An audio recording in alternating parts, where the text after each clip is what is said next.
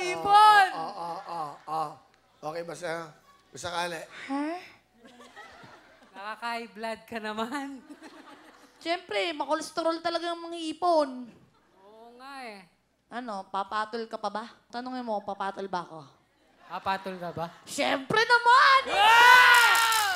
Siyempre hindi. Ito naman, tropa lang, talakitok eh, no? Grabe ka naman na... Ito naman, hindi naman ako... Nakabot ka lang ng ilang views, ganyan ka na. Hindi kasi! Hips! Hindi ka nakikinig. I must stick to one, but I have a choice. Kanina, hindi ka nakikinig. Ayaw mo na nadagdagan yung choice mo, ano ka ba? Ayoko kasing mapaasa ka. Mamaya, makagawa ka na naman ng kanta mo. No, ayaw mo nun, magbabiral ulit. Dapat pa nga, dapat gumawa din kayo ng kantang in love naman kayo para masaya naman yung kanta. Hindi yung puro malungkot. Nakakaiyak niya yung binabaon yung kalungkutan ng tao. Dapat, Bigyan mo ako ng inspirasyon na... kaso hindi tayo para sa isa't isa. Yaka mo na. Ito naman.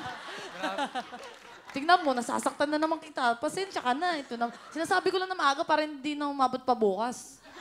Malungkot nga ang sounds. Lungkot na. Ano? Bakit ganyan ka na? Parang kailan lang. Wala ka pa sa TV. Di ka naman ganyan ah. Ha? Sumikat ka lang. Di mo na ako pinansin. Ha? Huwag kang ganyan. Hindi ako ganon. Makinig ka sa akin. May taong magmamahal sa'yo, ha? Baka po narinig ako. Hayaan mo na. Basta sa susunod. Kaya mo yan. Busy mo lang hininga ko. Mamaya magtututbrush naman ako. Totoo nga palang amoy hipon ka. Hindi ka lang hipon. Amoy hipon ka. Yung bunganga mo, pasmado din eh, no? Airport ka ba? Bakit? Lapad eh. Parang yung bangs mo napunta sa baba eh. Joke lang yun. Nung hindi ka pa sikat, hold-upper ka ba? Bakit? Namumukhaan kita eh.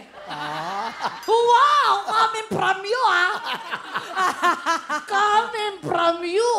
Talakitok! Kaya nga sabi ko hindi tayo talo nung hinold up mo ko. Ano ka ba?